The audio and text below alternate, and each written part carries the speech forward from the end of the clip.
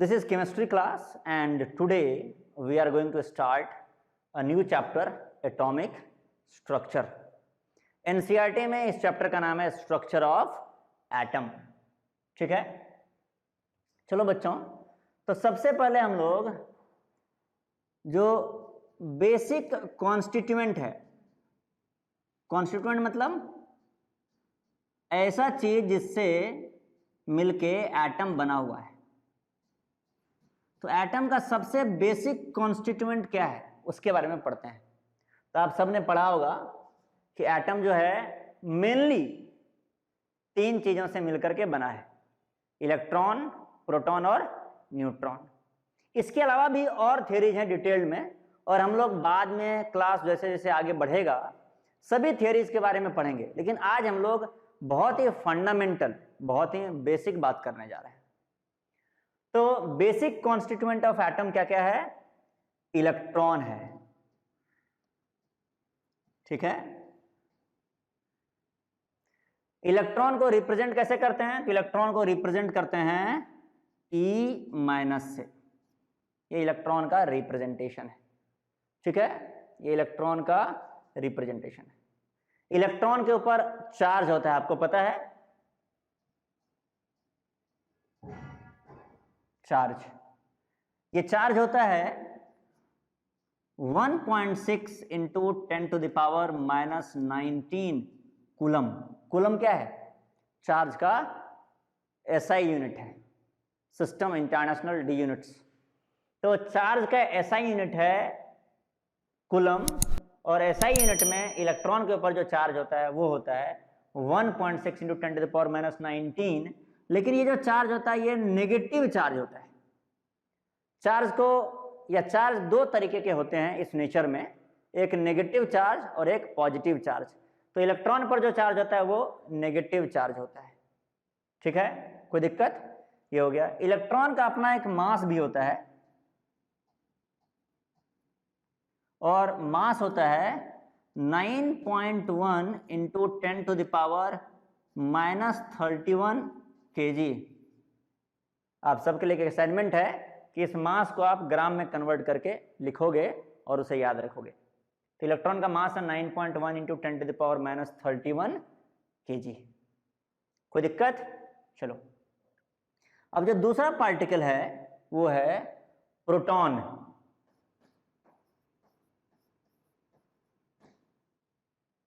Proton को P symbol से represent करते हैं हम लोग, और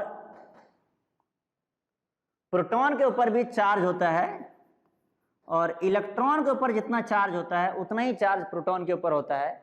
अंतर सिर्फ इस बात का होता है कि प्रोटॉन के ऊपर चार्ज जो होता है वो पॉजिटिव नेचर का होता है. तो चार्ज है plus 1.6 into 10 to the power minus 19 coulomb. Value वही एग्जैक्टली, बस साइन प्लस लग गया. प्लस को दिखाना या नहीं दिखाना आपके ऊपर डिपेंड करता है, माइनस को हमेशा दिखाना पड़ता है. ठीक है, और प्रोटॉन का भी मास होता है, और मास है प्रोटॉन का 1.67 into 1.672 into 10 to the power minus 27 kg. कोई दिक्कत? तो ये प्रोटॉन का मास है 1.672 into 10 to the power minus 27 kg. ऐसा ही एक और पार्टिकल होता है बच्चों, न्यूट्रॉन. तो पहले इलेक्ट्रॉन प्रोटॉन के बारे में लिख लो, और फिर हम लोग न्यूट्रॉन के बारे में बताएंगे. इतना लिखो पहले. कोई दिक्कत? चलो, अब इसके बाद न्यूट्रॉन जानने से पहले एक छोटा सा बात लिख लेते हैं कि ठीक है, मास तो ठीक है, इतना न्यूट्रॉन, प्रोटॉन, इलेक्ट्रॉन का मास तो इतना सही है. चार्ज जो है, देखो, इलेक्ट्रॉन के चार्ज को तुमने पढ़ा होगा कि -1 चार्ज होता है, और प्रोटॉन का चार्ज +1 होता है. लेकिन यहां पर हम बोल रहे हैं कि प्रोटॉन का जो चार्ज है वो plus 1.6 10 to the power minus 19 coulomb, और इलेक्ट्रॉन का charge -1.6 10 to the power minus 19 coulomb. ये क्या है? फिर -1 + 1 चार्ज क्या था? तो उसके बारे में बात करते हैं. देखो, तो जब चार्ज की बात आती है तो एक तो ये जो चार्ज है ये एग्जैक्ट वैल्यू है चार्ज का, एक रिलेटिव चार्ज होता है। किसी भी पार्टिकल का रिलेटिव चार्ज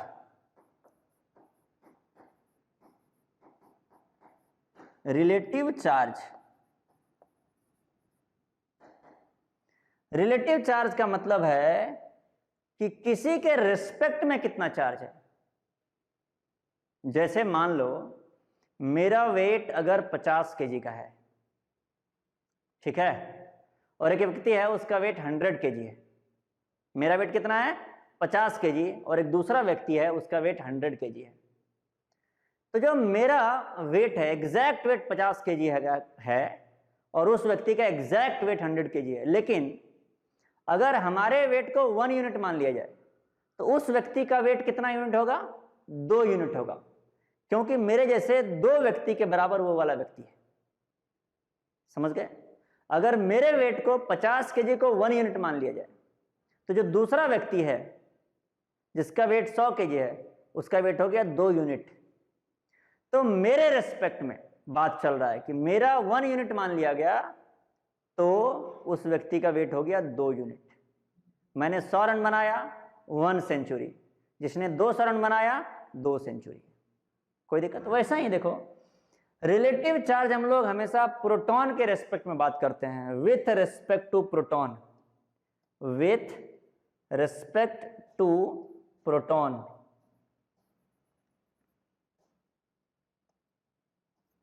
अच्छा ये बात बताओ WRT का मतलब क्या होता है? विथ रेस्पेक्ट टू, मतलब प्रोटॉन के संदर्भ में एक बार सोच के देखो कि अगर प्रोटॉन का चार्ज 1 यूनिट हो जाए, प्रोटॉन का चार्ज कितना हो जाए 1 यूनिट हो जाए, इसको बोल दो तुम 1 यूनिट,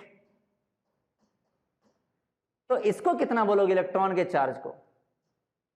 सोच के देखो एक बार। इसको अगर तुम 1 यूनिट बोलते हो तो इसको बोलना पड़ेगा -1 यूनिट। कोई दिक्कत?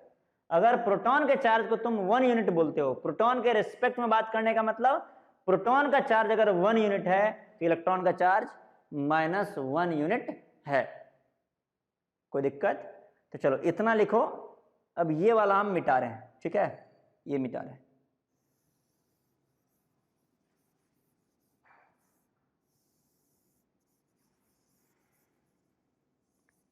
तो यहां पर रिलेटिव चार्ज जहां लिखो यहां पर लिखोगे जो प्रोटॉन का रिलेटिव चार्ज है वो है 1 और जो इलेक्ट्रॉन का रिलेटिव चार्ज है वो है -1। तो जब हम लोग बोलते हैं कि इलेक्ट्रॉन का चार्ज -1 है तो वो एग्जैक्ट वैल्यू नहीं है, वो कौन सा वैल्यू है? वो रिलेटिव वैल्यू है। किसके रिलेटिव? प्रोटॉन के संदर्भ में। अगर प्रोटॉन का चार्ज 1 यूनिट है तो इलेक्ट्रॉन का चार्ज -1 यूनिट हो जाएगा, क्योंकि दोनों वैल्यू तो सेम ही है ना, अंतर सिर्फ साइन का है। उम्मीद है यहां तक तुम लोग सब कुछ समझ गए होगे। अब इसके आगे बढ़ते हैं, हम लोग बात करते हैं न्यूट्रॉन का। इसको लिख लियो बच्चों।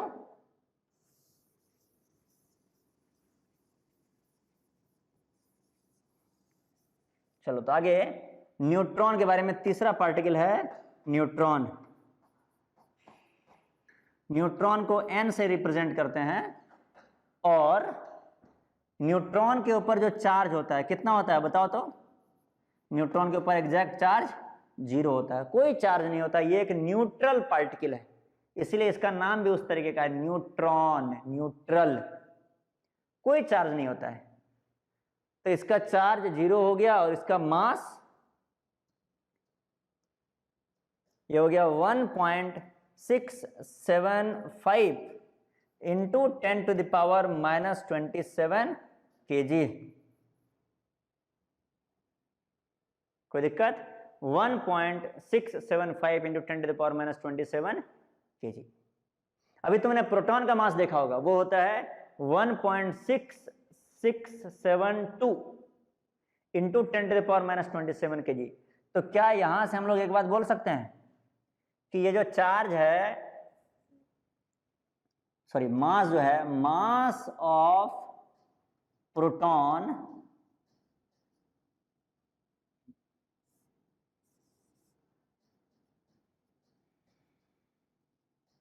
is almost equal to mass of neutron.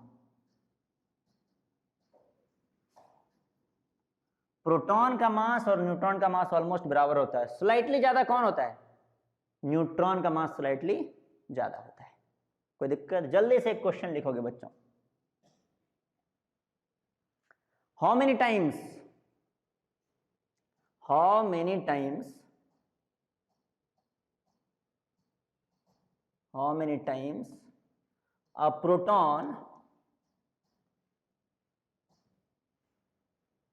a proton is heavier than electron?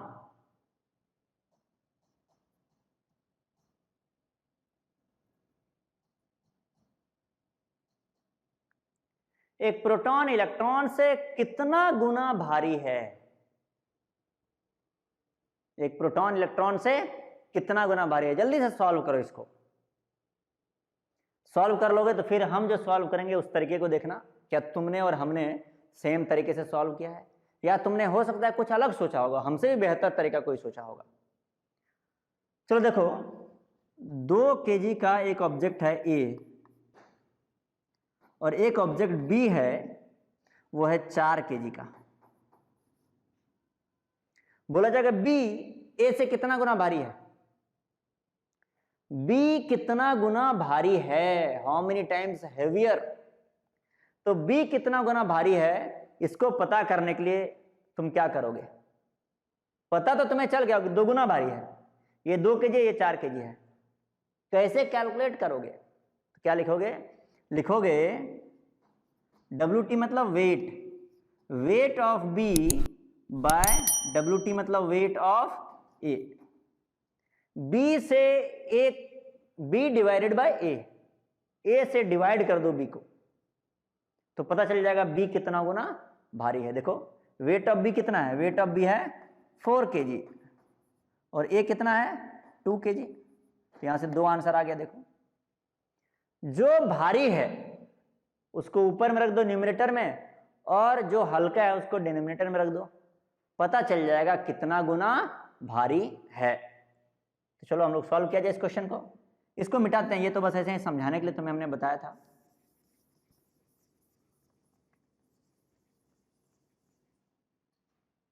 तो इसका सॉल्यूशन क्या होगा?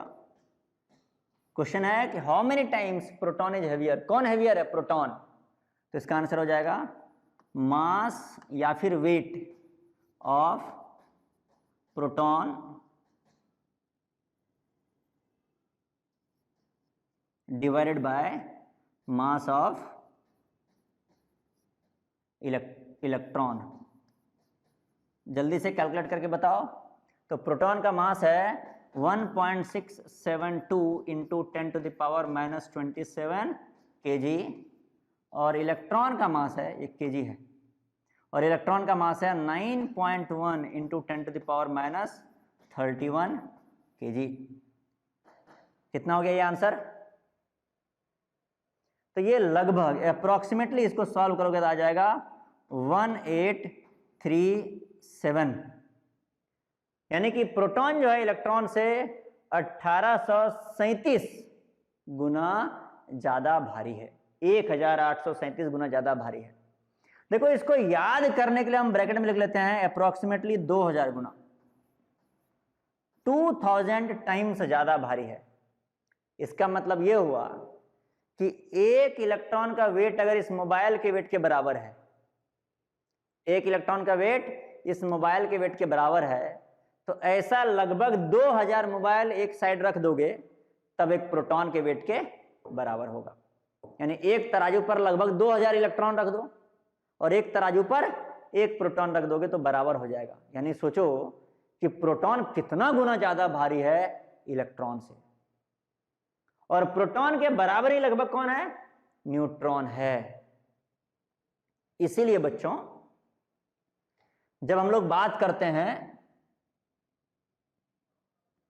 मास ऑफ एन एटम, एक एटम के मास के बारे में जब बात करते हैं, मास ऑफ एन एटम, एक एटम का जो मास होता है वो ऑलमोस्ट बराबर होता है किसके?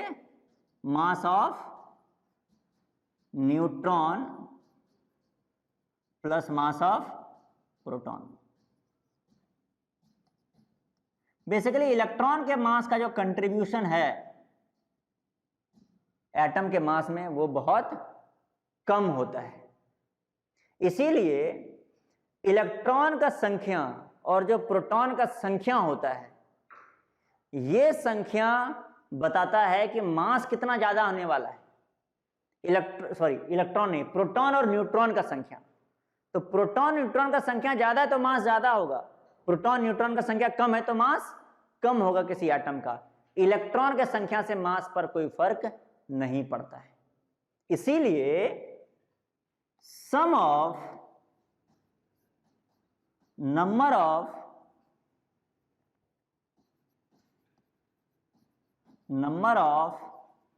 प्रोटॉन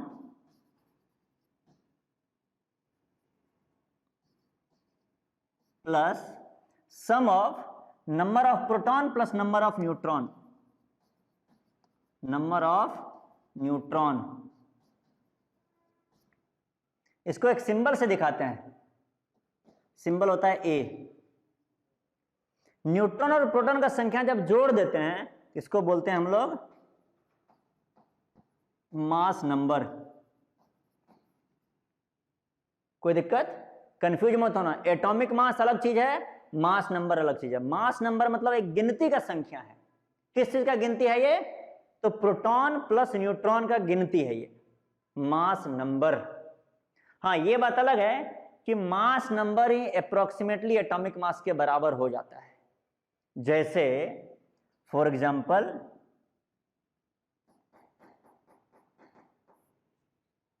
जो नाइट्रोजन है, नाइट्रोजन के अंदर, नाइट्रोजन का सिंबल है एन, पता है ना?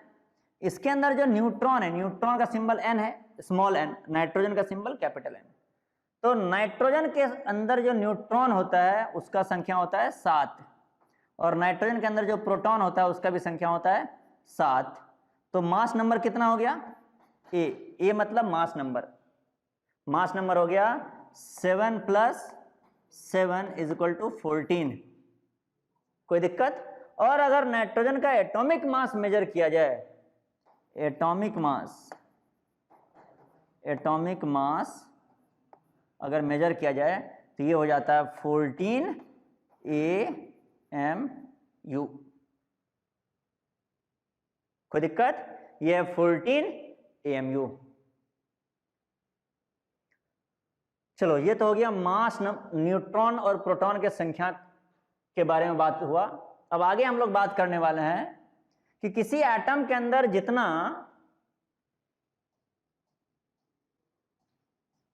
नंबर ऑफ प्रोटॉन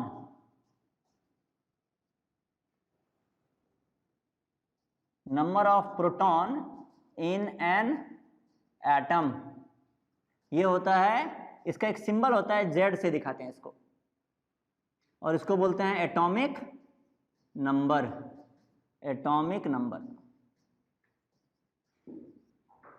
एक एटम के अंदर जितना प्रोटॉन का संख्या होता है वो उसका एटॉमिक नंबर कहलाता है। कोई दिक्कत? और इन जनरल एटम न्यूट्रल होता है।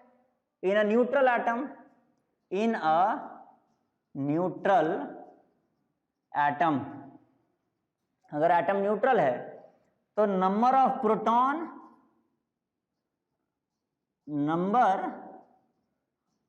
प्रोटॉन जिसका वैल्यू होता है जेड के बराबर, नंबर ऑफ प्रोटॉन जो कि जेड के बराबर है, ये नंबर ऑफ इलेक्ट्रॉन के भी बराबर हो जाता है। Is also equal to number of electron. क्यों? इलेक्ट्रॉन और प्रोटॉन का संख्या बराबर क्यों हो जाएगा? क्यों? क्योंकि इलेक्ट्रॉन प्रोटॉन के ऊपर चार्ज तो बराबर होता है, अलग अलग साइन का होता है। इलेक्ट्रॉन पे नेगेटिव, प्रोटॉन पे पॉजिटिव, तो नेगेटिव पॉजिटिव एक दूसरे को न्यूट्रलाइज कर देते हैं। तो जितना प्रोटॉन रहेगा उतना ही न्यूट्रॉन होना पड़ेगा ताकि वो एक दूसरे को न्यूट्रलाइज कर दें।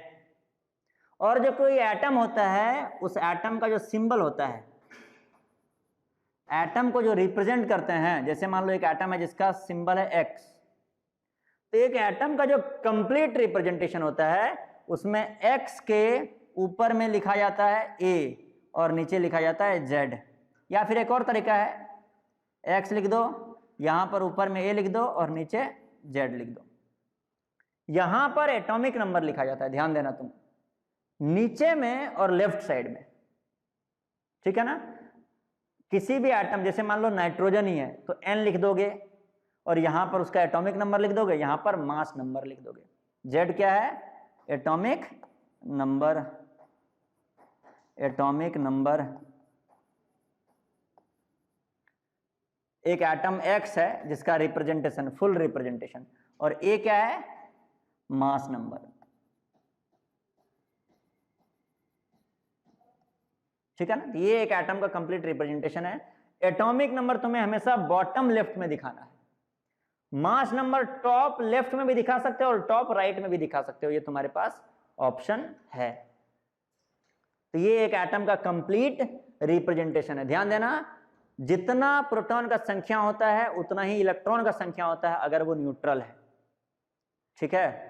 और न्यूट्रॉन और प्रोटॉन के संख्या को जोड़ करके बोलते हैं मास नंबर। चलो एक क्वेश्चन जल्दी से, इतना पहले नोट डाउन कर लो और फिर एक क्वेश्चन सॉल्व किया जाए।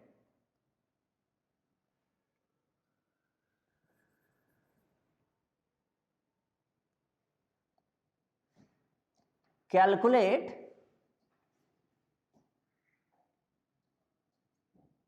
द नंबर ऑफ, NO मतलब नंबर है, ध्यान देना, इसको क्लियरली लिख देते हैं। Calculate the number of electron, proton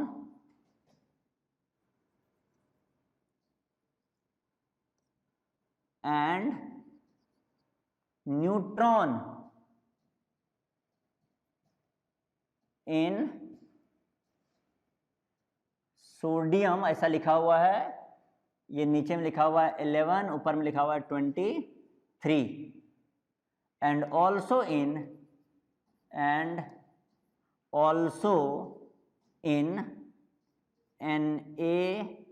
Na+, बस इतना ही लिखा हुआ है, Na+।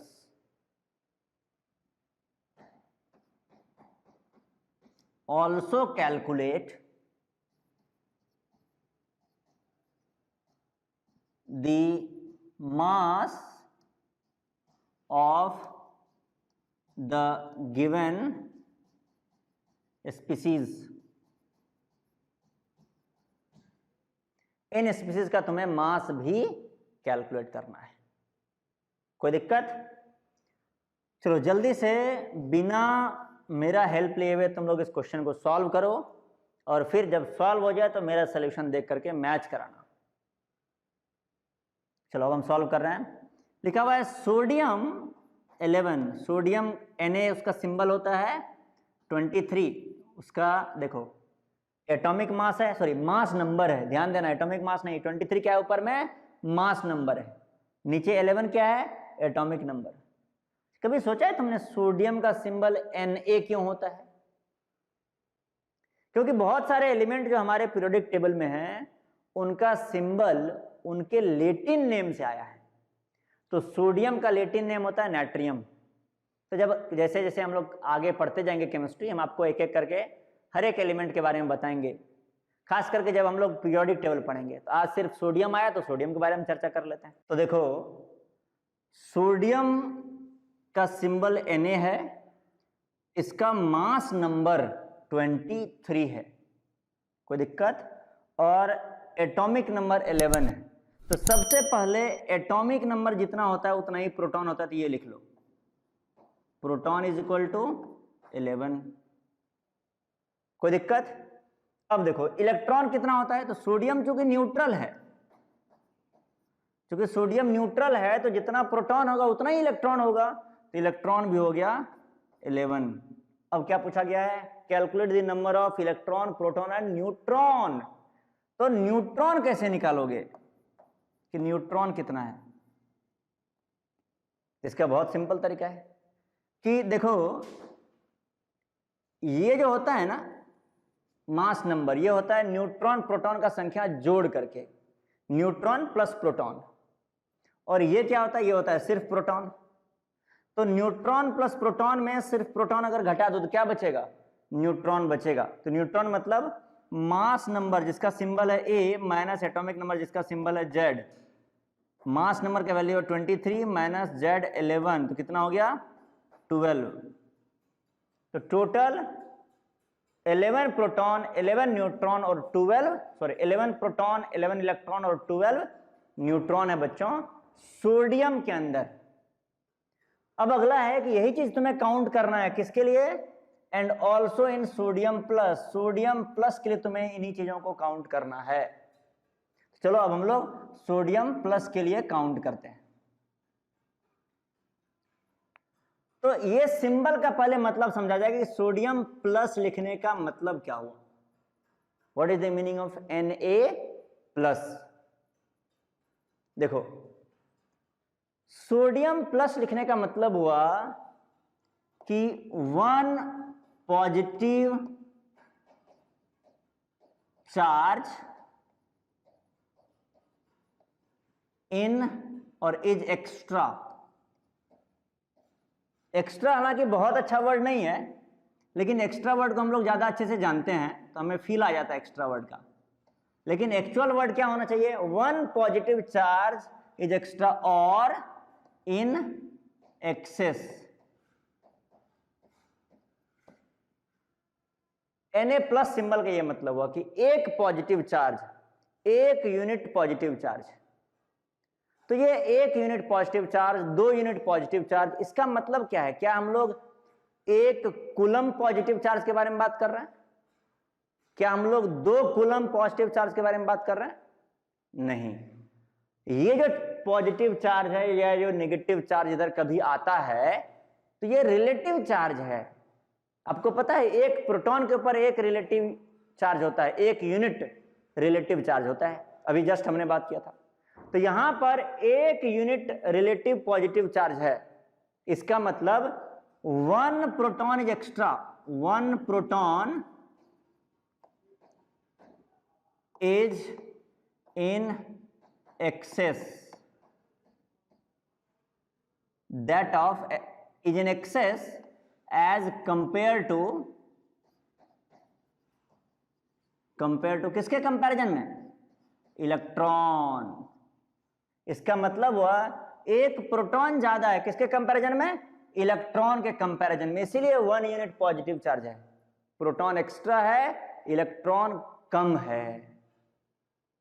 कोई दिक्कत बच्चों? तो ये तो समझ में आ गया कि सिंबल का मतलब क्या है। अब देखो Na के बारे में एक बार बात किया जाए और फिर Na+ के बारे में बात करके कंपैरिजन करते हैं एक बार।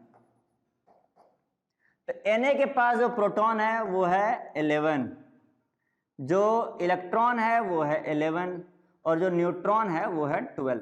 अभी जस्ट हमने कैलकुलेट किया था, देख लो यहां पर इस पेज पर देखो, यहीं का डेटा हमने इधर बस कॉपी कर लिया है। कोई दिक्कत? अब Na+ के बारे में बात किया जाए, प्रोटॉन इलेक्ट्रॉन न्यूट्रॉन। तो चलो देखते हैं, एक एक्स्ट्रा प्रोटॉन या 1 unit extra positive charge Na के ऊपर है, इसका मतलब क्या हुआ? इसका मतलब 2 हो सकता है।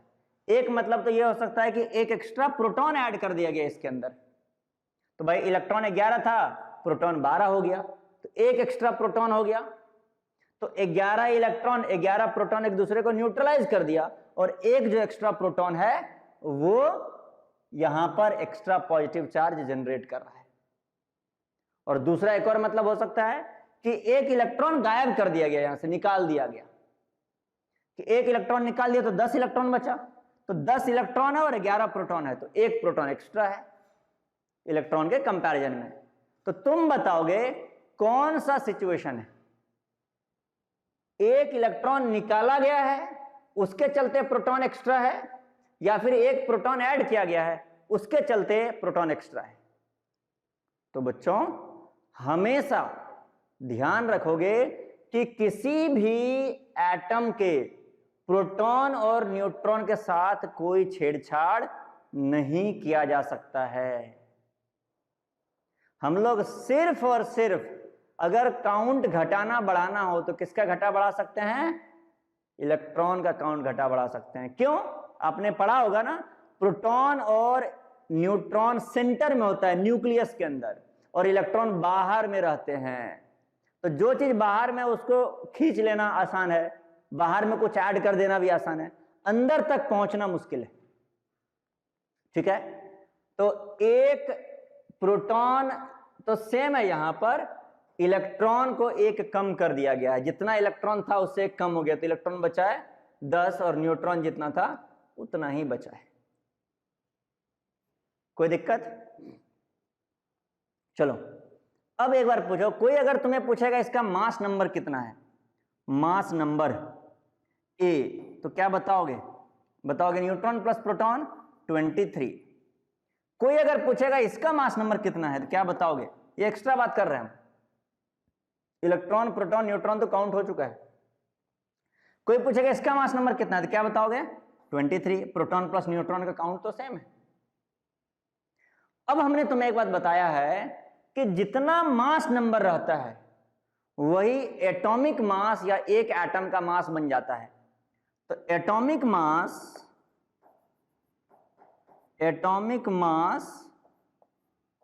और वन एटम का मास, इसको लिख देते हैं, दिस इज इक्वल टू कितना होगा? 23 EMU। कोई दिक्कत? एक सोडियम एटम का मास हो जाएगा 23 EMU। तुम बताओ इसका एटॉमिक मास कितना होगा?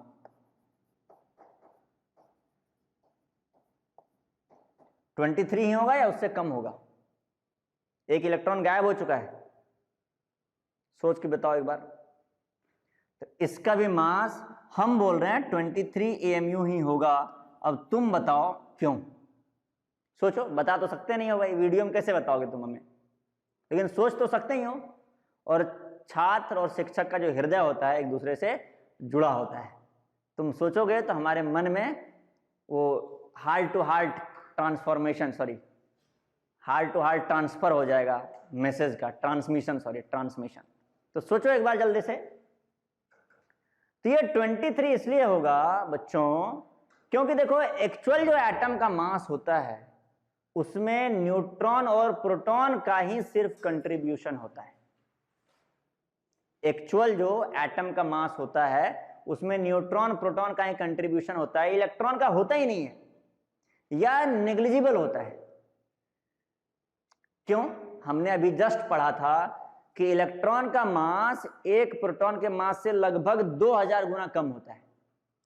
तो 2000 गुना कम, यानी 2000 गुना कम मतलब 2000 ग्राम, एक तराजू पे तुम 2000 ग्राम रख दो, यानी कि 2 kg रख दो, और एक इलेक्ट्रॉन एक्स्ट्रा डाल दो, तो अगर 2000 ग्राम मतलब हर एक प्रोटॉन का मास अगर 2000 ग्राम है और इलेक्ट्रॉन का मास तो एक ग्राम हो जाएगा, क्योंकि इलेक्ट्रॉन के मास से प्रोटॉन का मास 2000 गुना लगभग ज्यादा होता है। तो अगर एक प्रोटॉन रख दो और वो 2000 ग्राम हो गया, होता नहीं है 2000 ग्राम, हम एक एग्जाम्पल दे रहे हैं समझने के लिए तुम्हें। एक प्रोटॉन अगर एक तराजू पे रख दो जिसका मास 2000 ग्राम है यानी 2 kg है, उसमें अगर 1 ग्राम एक्स्ट्रा एक इलेक्ट्रॉन पड़ गया तो क्या मास पर कोई फर्क पड़ेगा? 2 kg में अगर 1 ग्राम एक्स्ट्रा कुछ आ गया तो मास पर कोई फर्क नहीं पड़ेगा। ठीक है, इसीलिए एटॉमिक मास Na+ का भी 23 AMU ही होगा। ध्यान रखना, कितने भी इलेक्ट्रॉन निकालते चले जाओगे एटॉमिक मास पर कोई फर्क नहीं पड़ेगा। एक और बात बता रहे हैं, मास नंबर और एटॉमिक मास में अंतर होता है। क्या अंतर होता है? मास नंबर होता है प्रोटॉन न्यूट्रॉन का संख्या जोड़ करके, एटॉमिक मास होता है इसका मास। ये बात अलग है कि जितना मास नंबर रहता है उसी के आगे AMU लगा दोगे तो वही एटॉमिक मास बन जाता है। ठीक है, चलो एक और इंपॉर्टेंट बात अब हमें करना है, ये तुम लोग देख करके इसको सॉल्व कर लो। अभी बताओ, एक और बात सॉल्व हो गया। देखो यहां पर हमने क्या लिखा था, also calculate the mass of the given species. तो जो दिया हुआ स्पीसीज है उसका मास भी हमने कैलकुलेट कर दिया। देखो 23 AMU और इसका भी 23 mu। ठीक है बच्चों, चलो अब हम लोग एक एक्स्ट्रा बात करने जा रहे हैं, नोट करके लिखोगे सब लोग।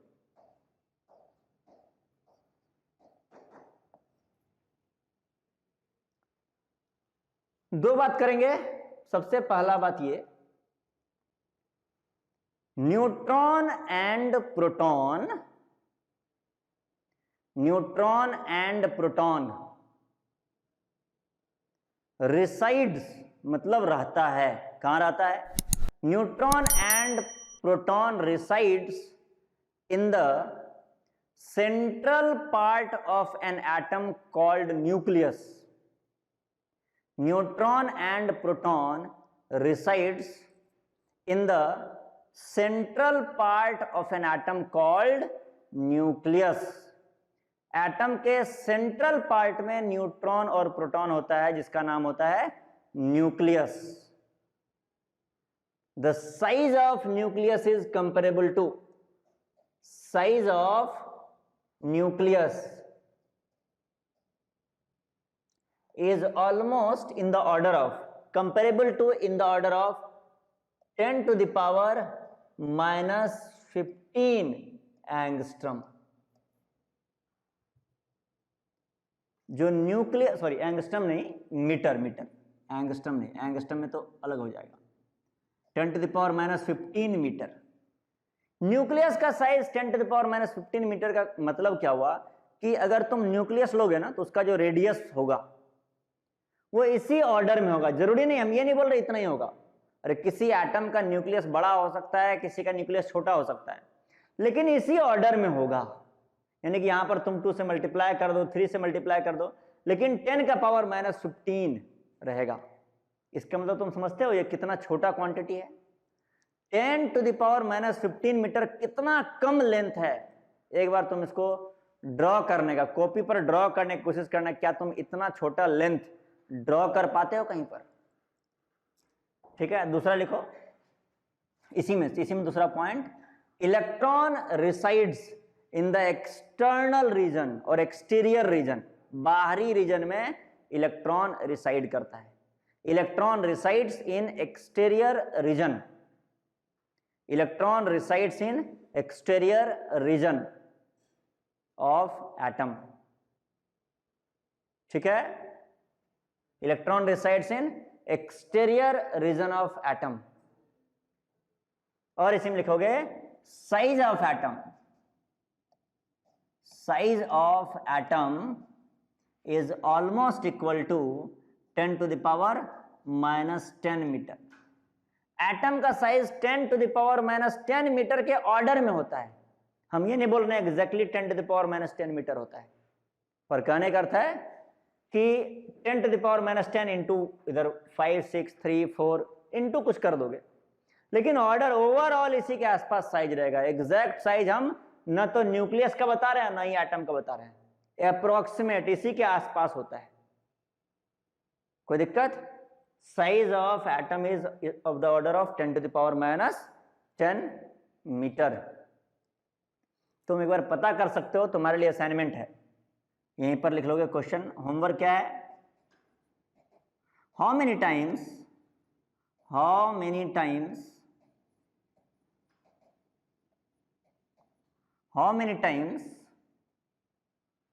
atom is larger than its nucleus।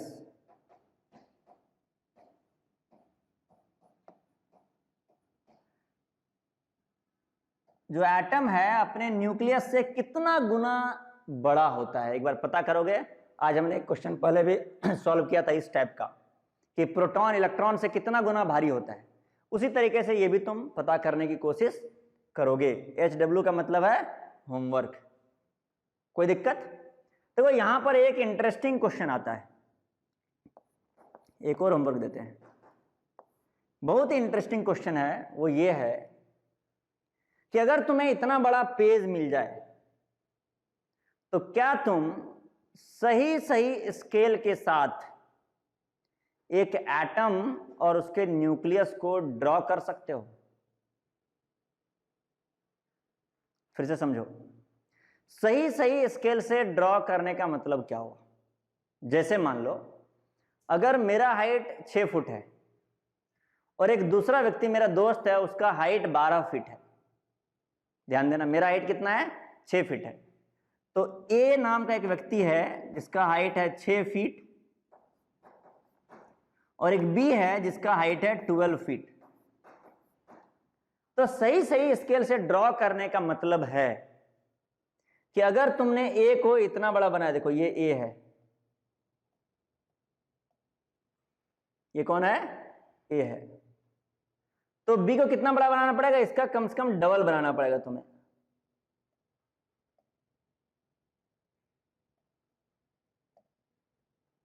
समझ गए, ए का जितना था हाइट उसका बी जो है डबल है ना, तो तुमको बी का हाइट डबल बनाना पड़ेगा। देखो ए का डबल बना है, ये सही सही स्केल में बनाने का मतलब होता है। देखो इसका मतलब सही सही स्केल के साथ बनाने का मतलब ये नहीं है कि अगर ए बनाना हो हमें पेपर पे तो हम 6 फीट का बनेंगे। ए अगर हमने मान लो यहां पर 2 इंच का बनाया है, कितना इंच का, 2 इंच का, तो जो बी है वो कितने इंच का बनेगा, 4 इंच का बनेगा। इसको बोलते हैं सही सही स्केल के साथ ड्रॉ करना। अच्छा, हमें कैसे पता चला कि ए अगर 2 इंच का बनाते हैं तो बी 4 इंच का बनेगा? वो इस तरीके से पता चला क्योंकि बी जो है ए का दुगुना है। ए 6 फीट है तो बी 12 फीट का है, यानी कि ए जितना भी तुम बनाओ तुम डिसाइड कर लो, लेकिन बी को जब भी बनाओगे उसका दुगुना बनाओगे तो तुम बोला जाएगा तुम सही सही स्केल के साथ बना रहे हो। शायद हमें लगता है तुमने क्लास 9th या 10th में कंस्ट्रक्शन किया होगा ना, पैरेललोग्राम या फिर क्वाड्रिलेटरल या फिर ट्रायंगल का कंस्ट्रक्शन से रिलेटेड क्वेश्चंस आते हैं, तो वहां पर आपको स्केल से रिलेटेड बातें करना होता है।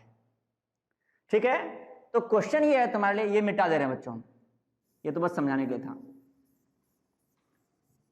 क्वेश्चन ये है, can you draw a nucleus and atom। Atom का एक्चुअल साइज ड्रॉ करना है और बीच में न्यूक्लियस भी ड्रॉ करना है। Nucleus and atom in correct scale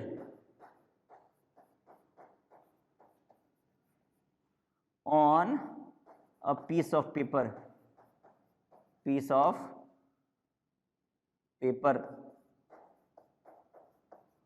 क्या पेपर के एक पीस पर तुम एक पेज ले लो अपना, उस पे न्यूक्लियस को तुमने मान लो ड्रॉ कर दिया, इतना बड़ा न्यूक्लियस, मान लो न्यूक्लियस को तुमने ड्रॉ कर दिया 1 सेंटीमीटर का, तो एटम को कुछ तो ड्रॉ करोगे ना, कितना बड़ा एटम ड्रॉ करोगे ताकि स्केल करेक्ट हो जाए। स्केल करेक्ट हो जाए कैसे पता चलेगा, तुम्हें पता करना पड़ेगा कि न्यूक्लियस और एटम में एटम कितना गुना बड़ा है न्यूक्लियस से, या न्यूक्लियस कितना गुना छोटा है। तो एक बार कोशिश करना, क्या तुम ड्रॉ कर पाते हो? अगर कर लिए तो बहुत अच्छा, हम तो आज तक नहीं कर पाए, हम कोशिश बहुत किए लेकिन हमसे हो नहीं पाया। शायद तुम लोगों में कोई ऐसा निकले जो ड्रॉ कर दे, तो अगले क्लास में हम लोग इसके बारे में फर्दर चर्चा करेंगे। ठीक है, चलो अब आगे जो नोट में लिखाए थे पहला point,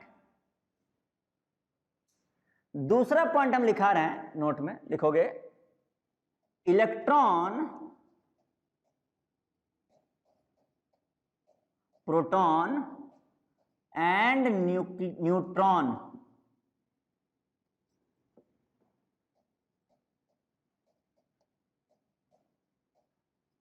are called subatomic and fundamental particle।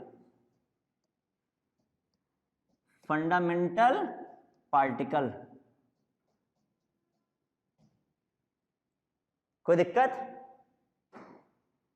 देखो इस टाइप के वर्ड हम बहुत सुनते हैं, सब एटॉमिक, इंट्रा एटॉमिक, इस टाइप से बहुत सारा वर्ड, फंडामेंटल, बेसिक, फाउंडेशनल, इन सब वर्ड का एक स्पेसिफिक मीनिंग होता है जिस पर कई बार हम लोग ध्यान नहीं देते हैं।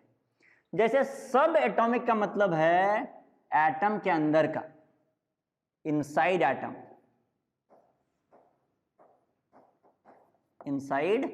एटम, एटम के अंदर का पार्टिकल है। कोई दिक्कत?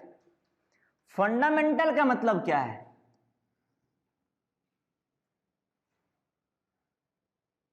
फंडामेंटल का मतलब क्या है? चलो फंडामेंटल समझाते हैं तुम्हें। जैसे डिस्टेंस है 100 मीटर और टाइम है 10 सेकेंड, तो तुम स्पीड निकाल सकते हो ना? क्या होगा? Distance by time. कोई दिक्कत? फिर मान लो एक दूसरा डिस्टेंस है 200 मीटर, टाइम है कुछ 50 सेकेंड, फिर से स्पीड निकालोगे d बाय टी। तो ये दोनों स्पीड सेम आएगा या अलग अलग आएगा? चलो देखते हैं। ये दोनों स्पीड आ रहा है। चलो पहला है 100 मीटर बाय 10 सेकेंड, कितना हो गया? 10 मीटर पर सेकेंड। दूसरा स्पीड देखो कितना हो गया? 200/50, 200 मीटर बाय 50 सेकेंड, कितना हो गया? 40 मीटर पर सेकेंड। सॉरी 40 नहीं, 4 मीटर पर सेकेंड, सॉरी गड़बड़ हो गया, 4 मीटर पर सेकेंड। दोनों स्पीड अलग अलग आया है बच्चों, आया है ना? दो अलग अलग क्वेश्चंस हैं जिसमें दोनों में स्पीड अलग अलग आया है। ये डैश लगा देते हैं, बस इधर डी टी लिए तो इधर डी डैश टी डैश ले लेते हैं। दो अलग अलग क्वेश्चंस हैं, दोनों का आंसर अलग अलग आया है, दोनों में दिया हुआ डेटा अलग है, पर दोनों में फंडामेंटल बात सेम है। दोनों में एग्जैक्टली सेम फॉर्मूला यूज हो रहा है। देखो ये वाला जो फॉर्मूला है, तो ये जो फॉर्मूला है ना, ये फंडामेंटल फॉर्मूला है, फंडामेंटल बात है। हर एक क्वेश्चन में यही फॉर्मूला लगेगा अगर स्पीड और डिस्टेंस से रिलेटेड बातें चल रहा हो तो। कोई भी क्वेश्चन दुनिया के, इंग्लैंड में कोई बच्चा क्वेश्चन सॉल्व करे, अमेरिका में या फिर इंडिया में, ये फंडामेंटल है, हर जगह ये फॉर्मूला सेम लगता है। एग्जैक्टली यही बात है इलेक्ट्रॉन, प्रोटॉन और न्यूट्रॉन के साथ। यही बात का मतलब क्या है?